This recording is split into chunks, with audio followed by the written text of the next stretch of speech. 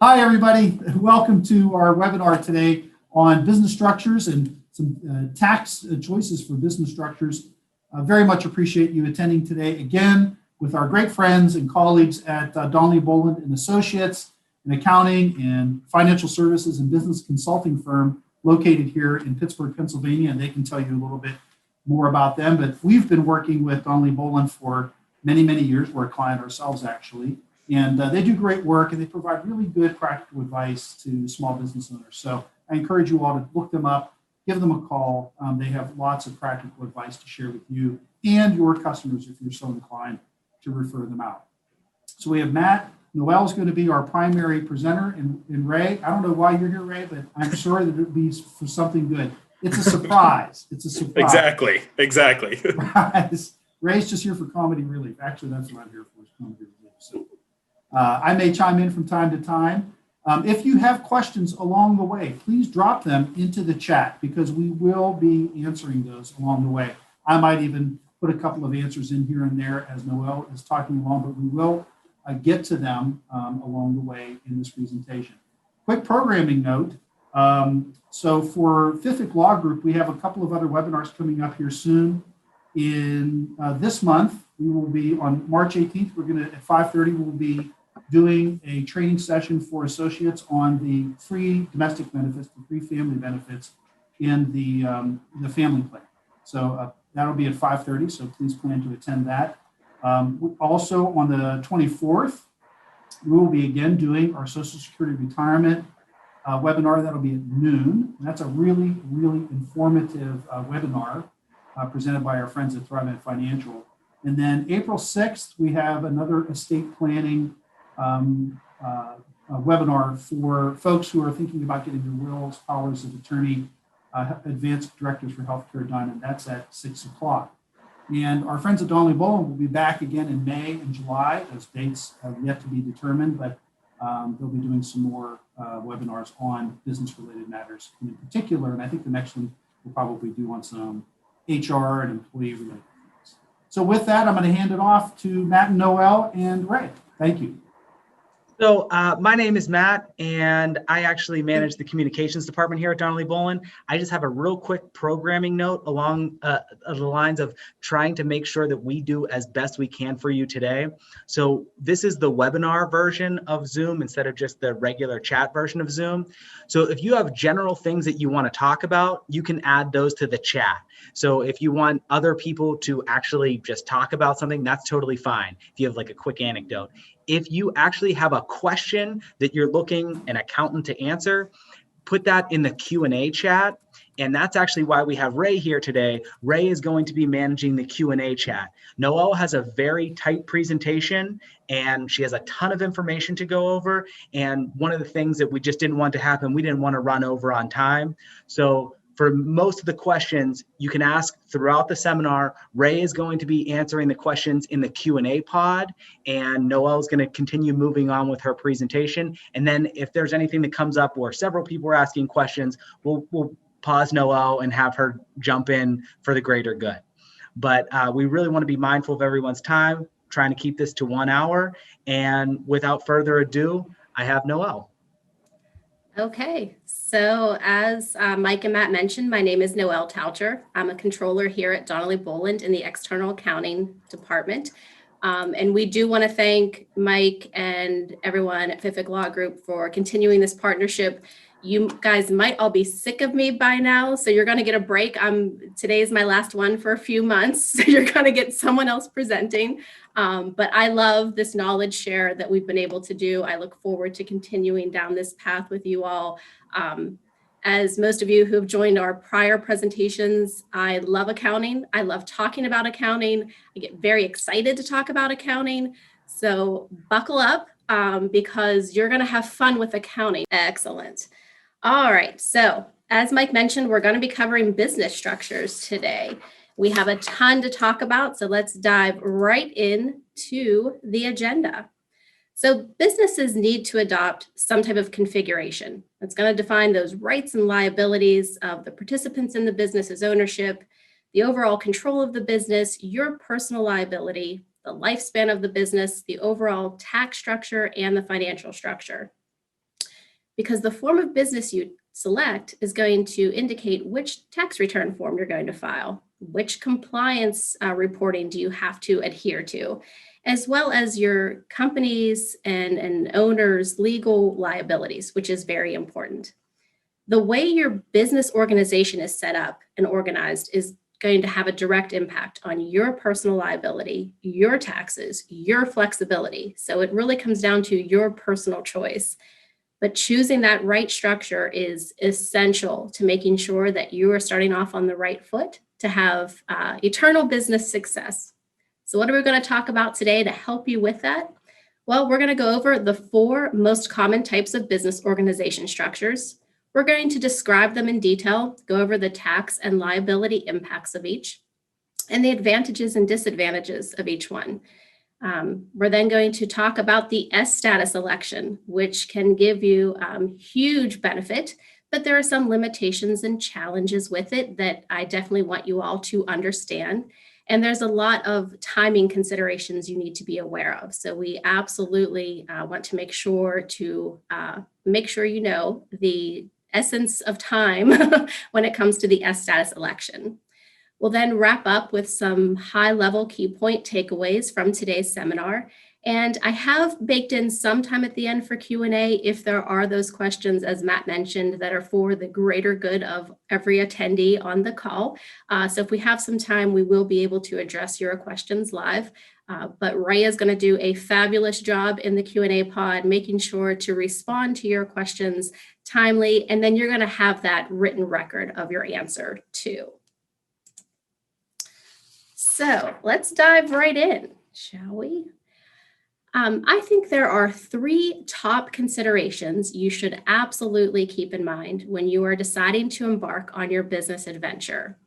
These aren't really in order of importance necessarily. These are just the top 3. The first one I think you need to think about is your complexity versus liability protection. So convenience and simplicity are going to come at a cost of having your personal assets at risk. You need to decide that right risk versus benefit mix for you and your business. You also want to keep in mind at the same time that the government and other regulatory agencies can have an impact on your business.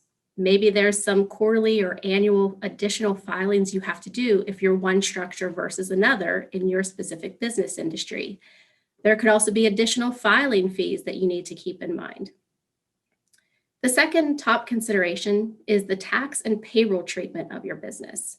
How do you want your business to be taxed? What advantages or disadvantages exist out there from a tax perspective?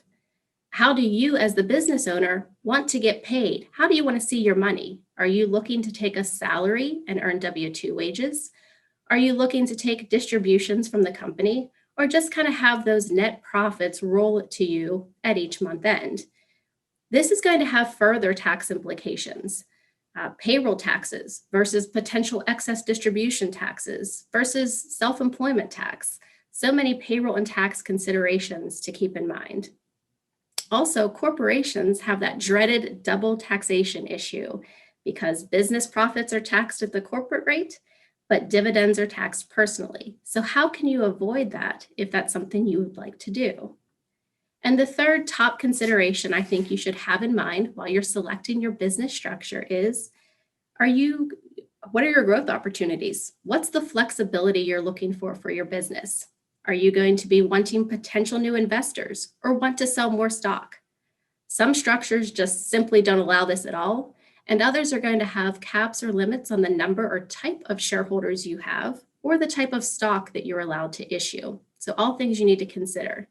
On top of all this, you need to keep other things in your mind. Your practical vision regarding the size and nature of your business, how much control you wish to have to exercise over your business. In your particular business, are you vulnerable to lawsuits or controversy? And what do you expect to be the profits and losses of your business on an annual basis going forward 5, 10, 20 years in the future? You need to keep these all in mind as well. We're going to be going through all these types of details as we take that deeper look at the most common forms of business, see how those pros and cons work out for each.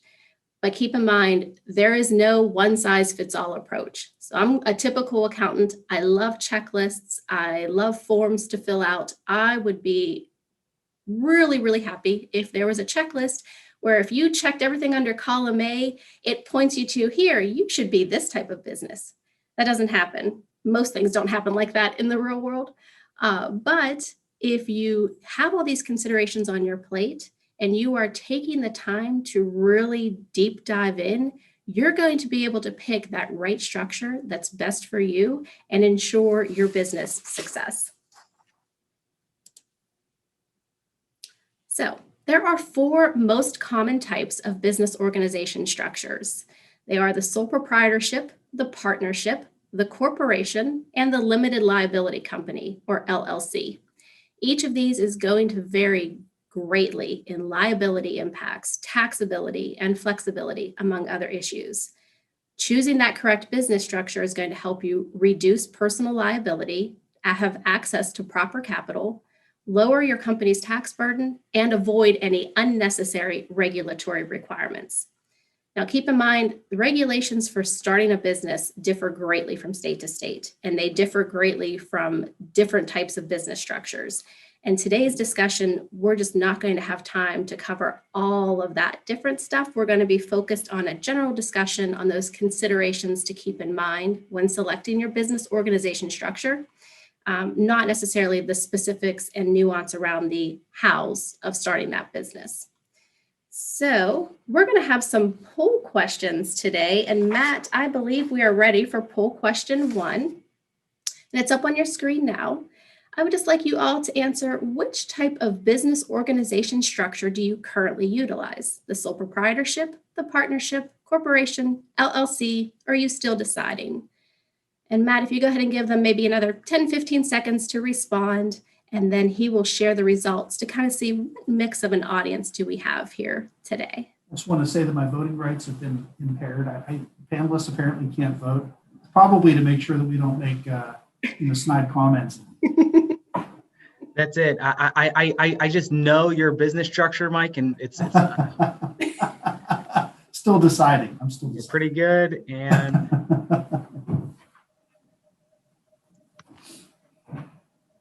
Okay, so it looks like of the top 2, we're still deciding, which is fabulous. Hopefully you learn a lot today to help you on that path.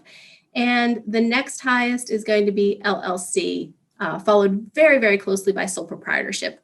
That's kind of what I assume. Those are going to be your top 2 for most small to medium-sized businesses.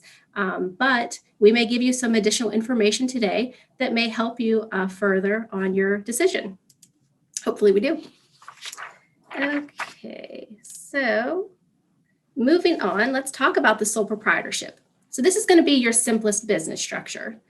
It's owned by an individual, or if you're married, you're considered one unit. So a married couple can own a sole proprietorship, but it's unincorporated.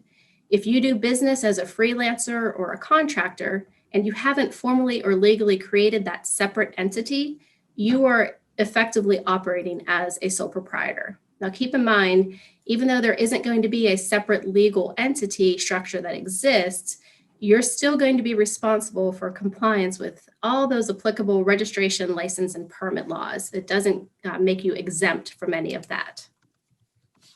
What are the advantages of a sole proprietorship?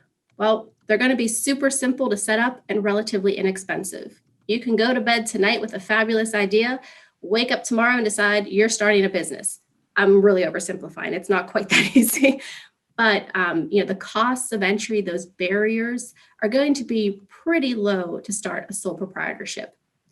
Operating as a sole proprietor is going to give you complete authority on decision making. So that's going to allow for those quicker decisions because you're not getting caught up in all that red tape by all those layers of people.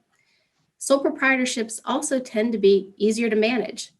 You don't have those layers of bureaucracy, so it's going to give you that flexibility.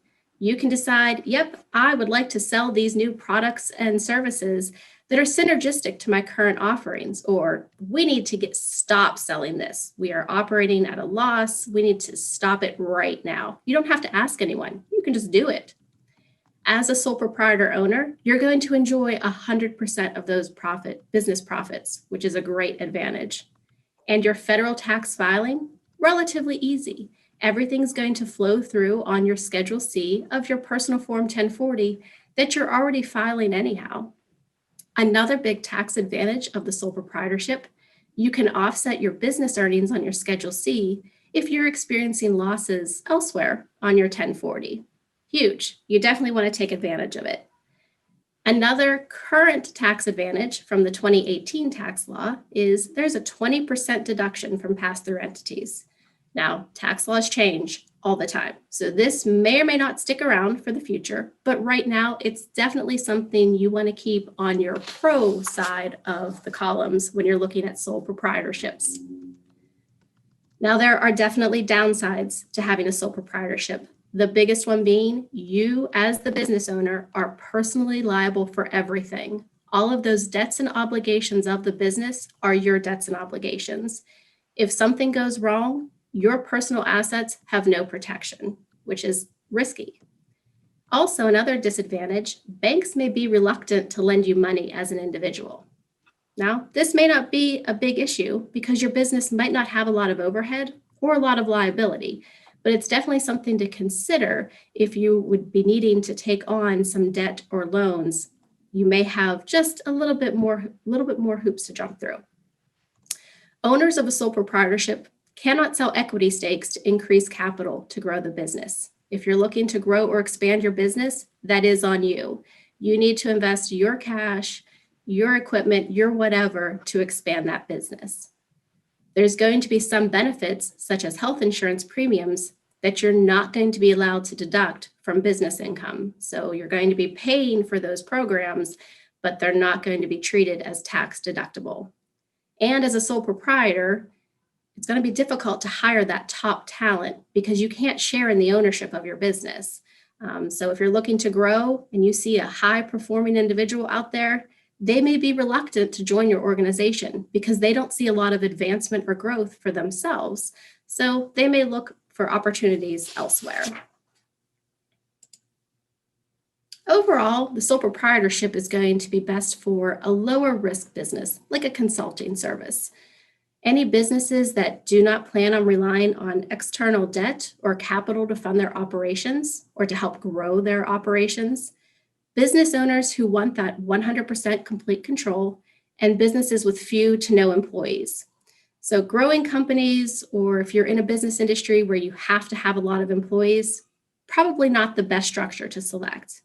Keep in mind, you can always change your structure. If you start out as a sole proprietor and you experience impressive growth, you can always change to adopt a new business organization structure later on down the road. Overall, your level of personal risk that you can handle should be the deciding factor. If your business is going to be typically subject to controversy or lawsuits, you might want to steer clear of the sole proprietorship because all of those personal assets, your house, your car, whatever else you own as an individual, could be at risk if there's an outstanding debt or obligation that needs to be satisfied for your business. Ultimately, As we flip the page, I was just going to say, if you think that you don't have employees as a sole proprietor because you pay people via 1099, you'll definitely want to tune into our webinar in May because you might not be paying them correctly via 1099. And the classification of independent contractors for employees can be a big risk for you as a business owner, whether you're a sole proprietor or own a corporation or an LLC. That's definitely an area of hidden risk for many business owners that they often overlook. Absolutely, definitely. Now, if you do decide the sole proprietorship is the way to go, you want to ensure your personal liability and umbrella policies are adequate and current. You also need to be prepared to send those quarterly tax estimates to the IRS, including any impact of self-employment tax. So keep in mind, payroll taxes are typically split, or not typically, they are split between the employee and the employer. In your case, you don't have an employer, so you bear the burden of 100% of the payroll costs. So If I could just mention one other thing. What business owners may not realize is if you get sued personally and there's a judgment against you, whether it's a business debt or not, that could potentially be a default on loans that you have, like your home loan, right? Because that judgment is a lien on your real estate, and that is a violation of your loan agreement and your mortgage with the lender. So that's your business problems, your business related issues can have a big impact on your personal life in ways that you just can't imagine. So sole proprietorship, if you're going to be in business, typically not the way we suggest that you go. Agreed. Absolutely. All right. Let's talk about the partnership. A partnership is going to be that relationship between two or more people to conduct a trade or business. Each of these partners is going to contribute money, property, labor, or skill, and they're going to share in those profits and losses of the business. Now, officially, there's no legal documentation that's required to form a partnership, but it is absolutely highly recommended that you write it down and create that partnership agreement because you're going to need it at some point in the future, definitely. If you still don't feel like writing something down or having that formal documentation within the partnership agreement, you should at a minimum openly discuss the overall business plan, how you expect each partner to contribute to the capital of the partnership, how you plan on distributing the profits and losses amongst the partners, how are you going to resolve those internal disagreements between the partner group, because they're going to happen, and an overall exit strategy for your business and the partnership overall. Partnerships have their advantages. Again, they're going to be simple to set up and relatively inexpensive. The amount of capital required to start a partnership is going to be significantly less than to start a corporation. You get to share in the decision-making with others. And within your partner group, you may have complementary skill sets that's going to help you make even better decisions for your business. That burden of decision-making is not just on one individual. You're having that consultation between and amongst all of the partners before arriving at that final decision. So this typically is going to lead to better decisions that help improve the business pretty rapidly. It's going to be easier to hire that top talent because they're going to see they could be made partners potentially in the future. So they see those advancement opportunities when they're one of those high-performing individuals. There's definitely fewer state and federal filing requirements than corporations, big advantage.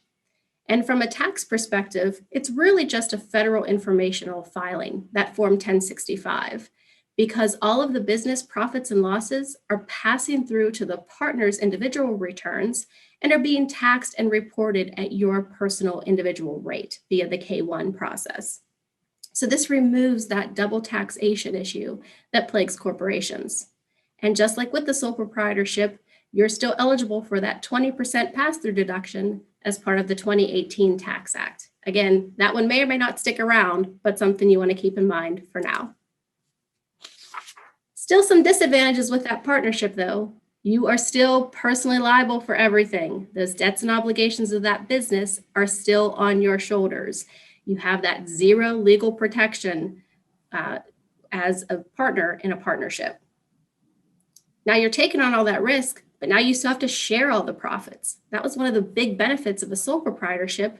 You had 100% risk, but you had 100% reward. You no longer get 100% of the reward in a partnership. You need to share. Partnerships can find it difficult to raise capital. Banks and investors tend to feel more comfortable with corporations. So as a partnership, they're seeing that as a more risky venture, so they may be more hesitant to do so. Because each of the partners is responsible for each other, there's going to be disagreements between the partners. Everyone is going to have a slightly different vision for the overall business. And those disagreements, if they tend to hang on, it could end up dissolving your business and the partnership. And that would never be good because, again, you're still personally liable. So any outstanding debts or obligations of your business before the partnership dissolved, you still have to satisfy. Not a good position to be in. And you still have the disadvantage where some employee benefits may not be able to be deducted on your personal tax returns. There are some partnerships that can have limited liability that's probably for a different webinar, but Yes, they you are can do available. a limited liability partnership. Yep, we're talking general partnerships. That's exactly right. You might be in a partnership and you don't realize it. If you co-own real estate with somebody, guess what? You're in a partnership. There are a lot of people may not realize that, but you're in a partnership if you own real estate together with a child, with a sibling. Lots of people are in partnerships and they just don't think of it that way. But Yep. you may very well be in a partnership. Yep, absolutely. If you are conducting a trade or business together, you're in one, whether you want to be or not. So overall, partnership structure is going to be best for that group of individuals that want to own and operate a business together. They want that simple tax structure and the flexibility to continue to do what they want. They don't want to have to answer to a board of directors or anyone else. It's their business. They're operating it the way they want. Again, it comes down to what's the level of personal and partnership risk that you can handle. That should be one of your ultimate deciding factors. And similar to that sole proprietorship, if you're in a business industry that's rife with lawsuits or controversy, probably stay away from a general partnership as your organization structure, because again, that personal liability is going to hurt. Now, as a side note, most provisions that you will have detailed out in your partnership agreement can absolutely be replicated over into an operating agreement if you decide to change forms and form an LLC or form a corporation. So if you do go ahead and put the time and effort into that partnership agreement and change TAC, you're not losing a lot of time and effort there. Ultimately, you've decided the partnership is the structure for you. So you need to ensure your liability and umbrella policies are adequate and current, and consider ensuring that partnership as that separate entity to help cover any potential debts or liabilities with the business. Definitely still need to be prepared to send those quarterly tax estimates to the IRS, and absolutely have those ground rules written down on how you're going to settle those internal disagreements. They're going to happen. You need to know how to resolve them. And Matt, I think we're ready for poll question number 2, please. And this is just more of a fun one for me, because who is ready to say goodbye to winter 2020, 2021? Me? Not yet. A few more weeks is perfect. I wish it was winter all year long, or it's winter. I haven't even left my house in a year. Go ahead, Matt. We'll leave that up for 10 or 15 seconds so everyone gets a chance to respond. I'm thinking I'm going to be in the minority. I think people around here tend to like winter. No. Hope I'm not skewing. We still have them trickling in. Okay. And it may not even be winter where you are. I know some of you may be joining us from other parts of the country that don't experience the lovely seasons that Pittsburgh gets to have. Oh, yes, you're all on board with me. Yes, me. I am definitely with the 68% of you that was ready to just be done with winter. And I see a decent amount of you haven't left your house in a year. Yep, I understand that too. So we're all kind of feeling that cabin fever. It feels much worse than usual. All right. So let's dive in on the corporation. Incorporating your business is going to make it that separate legal entity. It can buy real estate, sell real estate, sue, get sued. It transacts. It signs contracts in its name. It is separate. It's not living and breathing, but it acts like a person. It's that unique business entity that's going to be owned by a list of shareholders, and that's going to give a corporation perpetual existence. Except for bankruptcy and all that other fun stuff. But overall, if it's a successful business venture, you can have perpetual existence because shareholders can buy, sell, and transfer their shares at any point in time for really any reason, mostly. No individual owner is going to have sole or complete control in a corporation. You're going to have that board of directors that ensures any business decision benefits the corporation and is in support of the corporation's overall objectives. So there's going to be a lot more involved in the decision-making process, more layers, I should say, but It can't be a personal decision. It's all based on that corporation. A corporation is going to operate under a set of bylaws, which is the documents that are going to provide guidelines on how the corporation should operate. Now, those bylaws can be modified as your company grows, but that's really going to be the driver behind your ultimate objectives of the corporation and the decision-making process.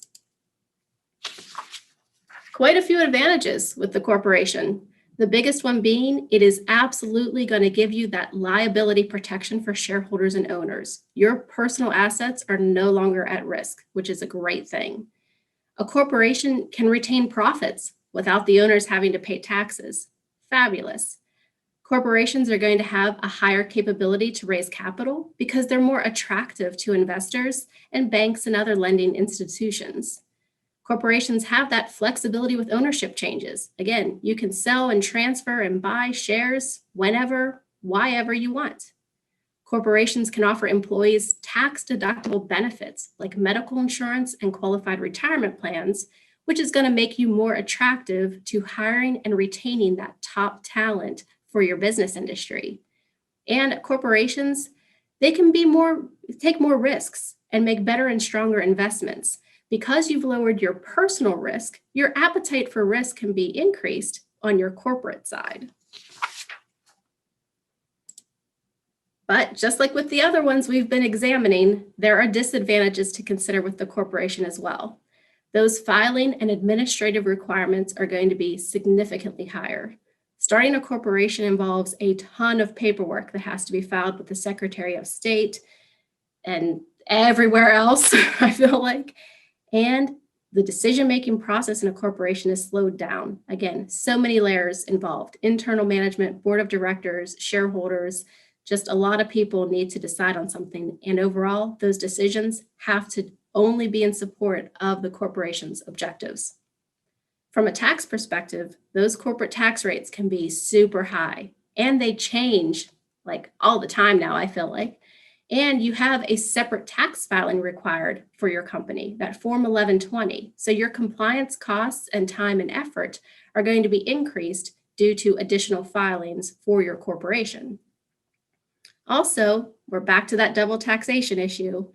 Dividends, shareholder dividends, are not tax deductible to the corporation. So that means they're included as part of taxable earnings and taxed at that corporate rate.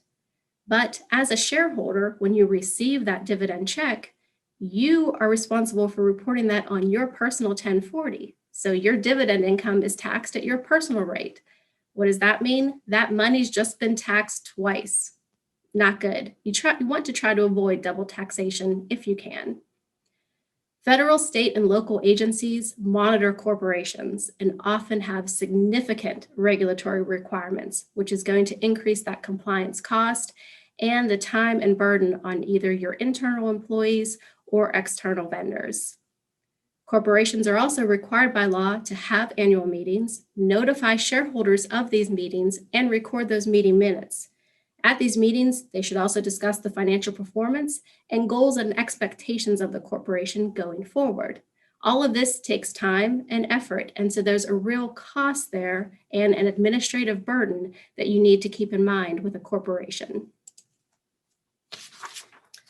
Overall, the corporation structure is going to be best for those medium to high risk businesses or businesses that need to raise significant outside capital. Or do you intend to go public or eventually have your business be sold? If you're in a high profile venture, a restaurant chain or a manufacturer, you definitely want to look at the corporation structure. Those tend to be the riskiest ventures there, so you want to protect yourself. Or it could be for any business that has outgrown their current business structure.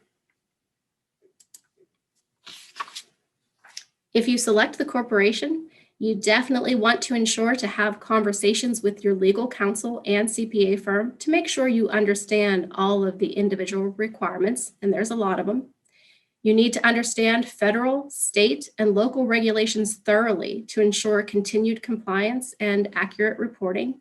And you absolutely want to obtain those appropriate levels and types of business insurance to protect the company. Now, we're going to be definitely covering that S status election very soon. And when you make the S election, it's going to give you a little bit more flexibility in the corporate world. but there are definitely some limitations and challenges to consider. But before we dive into that, we are going to talk about the limited liability company. So a limited liability company, or LLC, is going to be a hybrid of a corporation and partnership effectively. It's going to provide that same legal liability protection as a corporation, but have more of the ease and simplicity of setup and administration as a sole proprietorship or partnership. So kind of that best of both worlds view. An LLC is a separate legal entity, so it's going to require those articles of incorporation, an operating agreement, and certain licenses and permits for you to file. LLCs can be a single member or a multiple member organization, depending on the number of owners you have. But there are some specific state statutes and rules that govern the LLCs. Again, not enough time to cover all of those details and different state elements surrounding the LLCs. If you do have state-specific questions, please reach out. Ray may be able to answer some of them in the pod while we're here today, but they may be some things that we can take and have that conversation or discussion with you offline. It may get pretty involved. Now, they bring this up about LLCs, so I'm going to make this note, but I'm going to put a caveat at the end. You cannot establish an LLC if you feel you're going to act in any way illegal, unethical, or irresponsible when carrying out your business activities. I think that should be for every business. So they bring it out more about the LLC because some people that are maybe in some more nefarious activity, shall we say, want to get that legal protection, but still want to keep doing some things maybe not so right, but don't want their personal assets at risk. So they form an LLC, easy peasy. So they make it a point to point that out about you have to act responsibly. But I think overall, if you're operating a business and you're in any way operating illegally, unethically, or irresponsibly, that's not good. So pro tip, always act ethically, responsibly, and I forget the other one. Legally, when you have a business organization structure, no matter what kind it is. Lots of advantages with an LLC. Gives you that limited liability for the partners and owners. It gives you that corporate shield. You can have nearly unlimited flexibility in the number of owners and that allocation of business profits. You have fewer filing and administrative requirements than a corporation. Fabulous.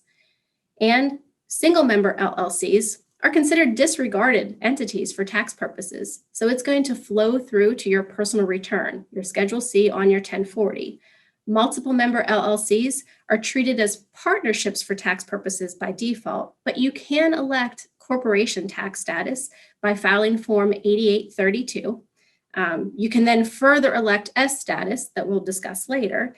And that would then allow you to file Form 1120 if you want to be taxed as a corporation. Otherwise, if you stick with the default with the partnership, it's going to be Form 1065, and all of those profits and losses then flow to your personal return and are taxed and reported at your personal tax rate on your 1040. And this also gets to take advantage of that 20% pass-through deduction as part of the 2018 Tax Act. Some disadvantages, you need to keep these in mind relative to the other options when selecting a business structure. So it's going to be more stringent than a sole proprietorship. There's going to be higher costs and complexity than a sole proprietorship.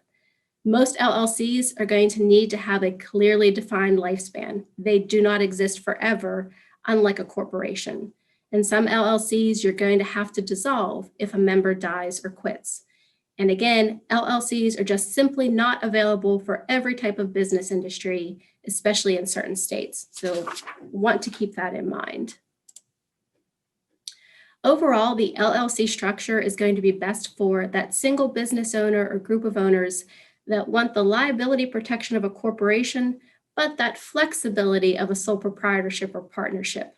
Typically, LLCs are going to have fewer than a handful of owners, and it's going to be someone that wants to avoid that double taxation of a corporation if you can. Typically, these are going to be medium to high risk business industries. The low risk businesses sometimes form an LLC, sometimes not, or owners that have a lot of personal assets that they want to have that legal protection for. If you decide to go with the LLC, you want to check availability and specific rules with your state, which do vary. You need to familiarize yourself with the regulations that are going to apply specifically to your business and business industry. You absolutely need to ensure that liability insurance is obtained for the business, and you need to be prepared to send those quarterly tax estimates to the IRS. And Matt, I believe we're ready for poll question number 3. In this one, after our discussion so far today, which of the 4 most common business organization structures do you think works best for your business and business industry? Sole proprietorship, partnership, corporation, LLC, or you're still processing all this information? And Matt will go ahead and keep it up there, giving everyone a chance to respond.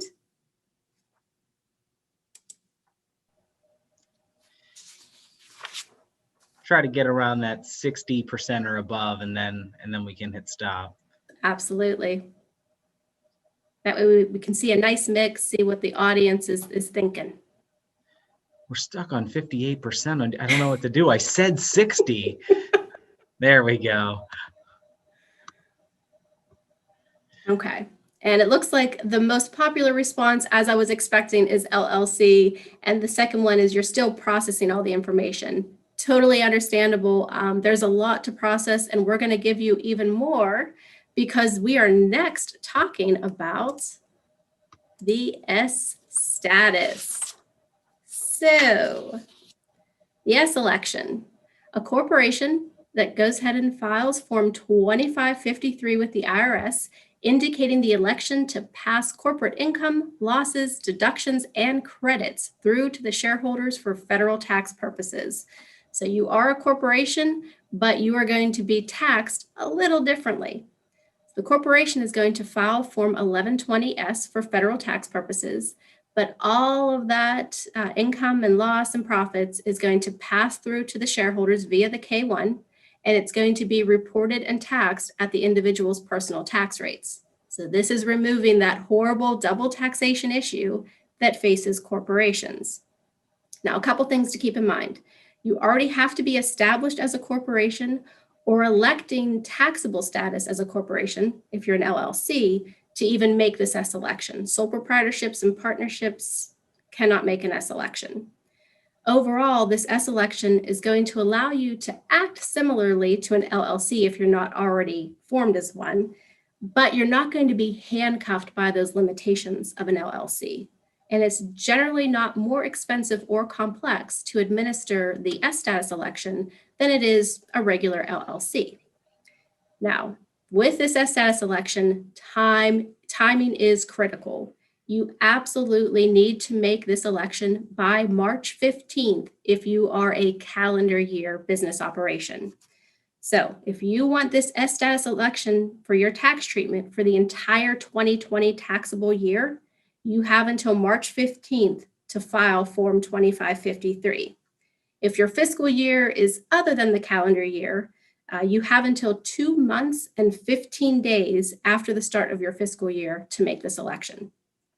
If you delay, you may have to file 2 tax forms for the same tax year because you're going to be taxed as one type of entity for part of the year and with the S status for the other part of the year. And this is going to create a lot of complexities and increase your costs and burden filing these tax forms.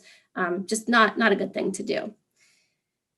The IRS has permitted late filing, wherein you have 3 years, 2 months, and 15 days to make this election. But you have to prove and show reasonable cause to the IRS, which can sometimes be a high hurdle to meet, as well as you need to kind of document that the only reason you filed late was because you kind of forgot about it, essentially, and prove that that's the only reason.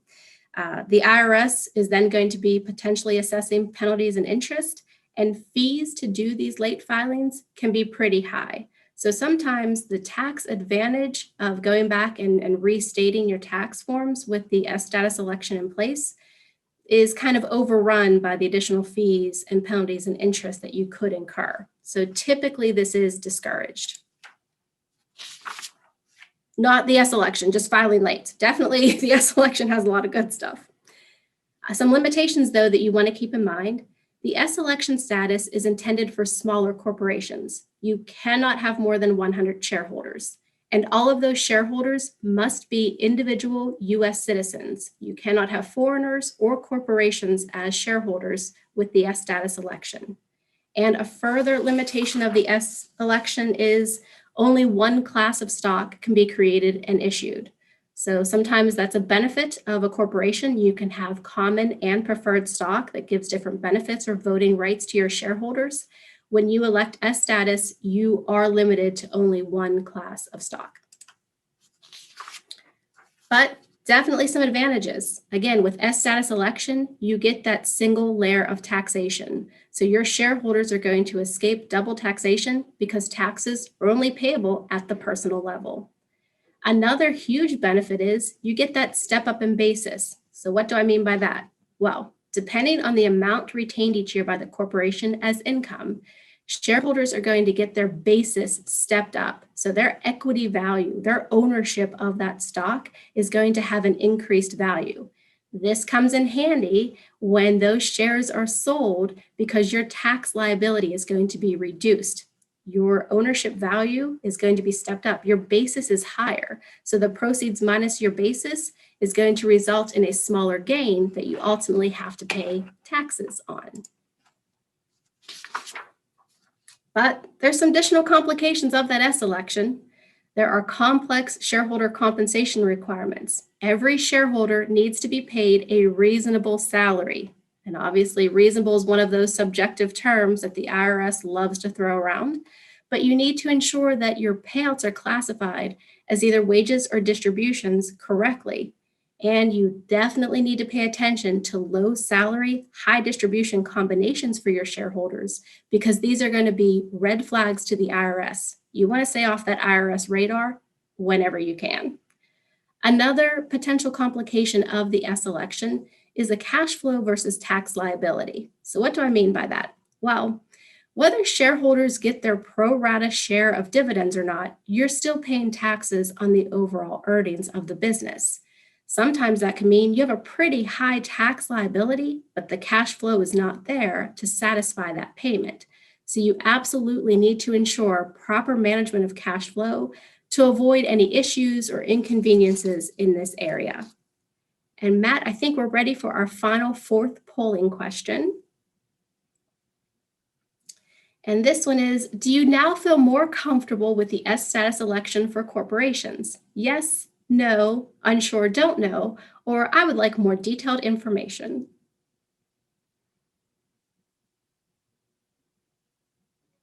I know you're waiting for that 60%, Matt. I mean, listen, I said that I wanted the 60%. We're over the 60%. Okay, we did it. Cool. Yes, so almost half of you have said, yes, you feel more comfortable with the S status election. That's fabulous. That was our goal of today. Some of you aren't sure and others would like more detailed information. And we can absolutely provide that with a conversation or discussion.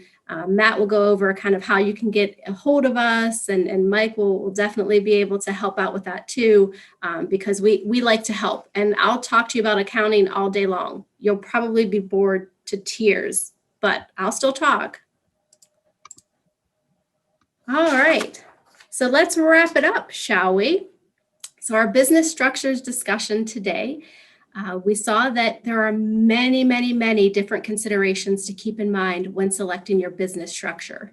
And each of those business structures is going to vary in complexity, liability, taxability, flexibility, and many other areas.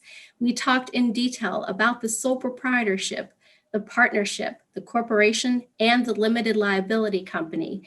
And we went over the advantages and disadvantages of each. And we talked about how selecting that right business structure is key, essential, and critical to starting off on that right path to ensure your overall business success. We also talked in detail about that S status election and how it can be immeasurably valuable to your business if you meet those requirements, while also considering the challenges and complications that arise from it. But in electing this status, time is of the essence. Do not delay. March 15th is it. So I believe that wraps us up completely. And we do have a few minutes if there are any questions that anyone would like to share.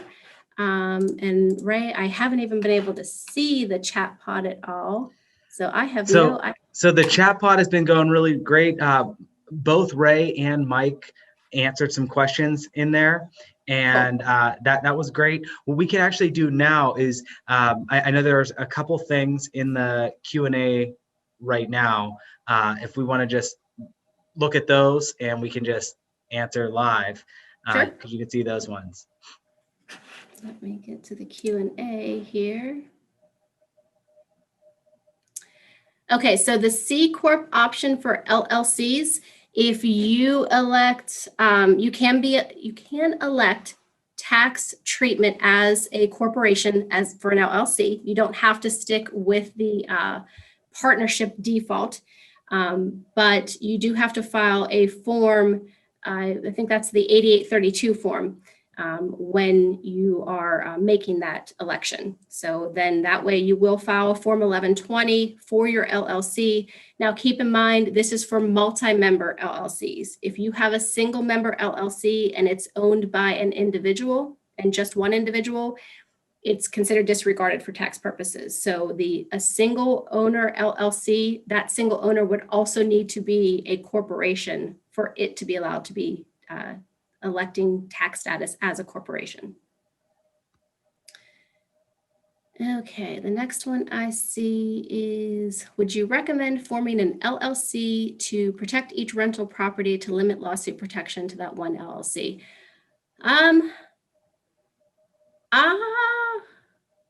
I think if you're overall, and maybe Mike, this will be more you because it's kind of more legal protection, but I think if you're already set up as an LLC, it's okay to have multiple rental properties under that one LLC because you do have that limited liability. But would you suggest setting up a separate one for each rental property? You know, it really depends. I don't typically suggest that. You might want to have maybe 2 or 3 properties in an LLC.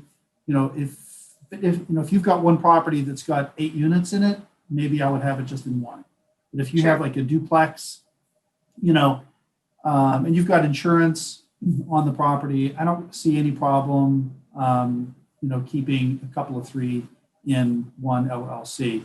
Of course, if you've got business partners or different investors in each one of those, you'll want to have different entities. So, but from a pure risk standpoint, if that's the only question that we're talking about, I don't think it's a problem to have more than one in a single LLC. Perfect. Mm-hmm. So I do see. Sorry. You can see how those can get nuanced. They get nuanced. You know what I mean? Yes. You're Thank good, you, Noah. Ray. Definitely. Noah, were you saying something else? I just said that when I looked in the answered Q&A pod, there's a ton. So that's awesome because I can't pay attention to all those bubbles over there. I'm too intent on talking about the cool stuff that I'm sharing with you. Totally. Yeah, exactly. And if anyone does have any still remaining lingering questions, you can feel free to add it to the Q&A pod. But also, I just wanted to say that at Donnelly Bolin, we want to be here to help. And something that was really cool was recently some of our attendees from these seminars, from the Legal Shield FIFIC Law Group seminars, actually attended some of our own seminars. So we also run seminar series too. We try to be as engaging as possible. We try to be mindful of people's time, and we really want to be here as a resource. So along with Mike's information, you can always just search Donnelly Bolin and find us. And we'll also pass along Noel and Ray's information. So if you have additional questions, you can feel free to reach out to them. Honestly, they're really not busy at all. They don't have much going on with clients or anything. So just pile on the questions. I'm clearly teasing, but honestly, they get less busy the closer to April 15th. Exactly. And but if you do have questions, we want to be here to help. Obviously, you know, we provide services for people, but if you just need a sounding board, if you just have quick questions, we want to be here as a resource. There is one question that Peter asked that I want to just pitch it to Noel and Ray. if you have something else to add to that, but he asks whether a sub-S corporation, whether a corporation can be changed to an LLC. And the answer to that is definitely yes. You can convert entities from one to the other, but there may be some tax consequences of doing those transfers. And I want to make sure that I'm answering that correctly, that sometimes they're treated as a sale that will Yes. trigger some tax that you might not be expecting to pay. So I don't know if you have anything else that you want to add to that, Noelle or Ray? Yeah, you just want to be super mindful of that. If you're going from a corporation to an LLC or LLC to corporation, those shares get sold. So based on your basis of those shares, the value that is your ownership value, there are going to be proceeds, and then there's going to be a tax assessed on that sale of the business. So definitely want to keep that in mind. It may be advantageous to switch for various reasons, maybe just some personal reasons, but there's going to be some tax implication as well that is outside of just the normal business profit taxation. So there's also just a question said, will you share your information for your business so we can find you on YouTube? Yes. Mike, we send we're the ones that send the follow-up email. So we give you a quick survey. In that, I'll make sure to include all that information so that you can find us, as well as make sure that you continue to have contact information to Mike and Legal Shield. Yep. Yes, and watch our videos so that it's more than just my kids watching them, please. But we understand that Noelle's voice is very soothing. So if you're having a tough day, a little It's an anxiety, ASMR kind of thing. You want to hear it. You listen to it when you go to sleep. Usually listening to accountants put me to sleep, but I don't know, maybe that works for you. Hopefully I made accounting a little more exciting for you all today than it's typically.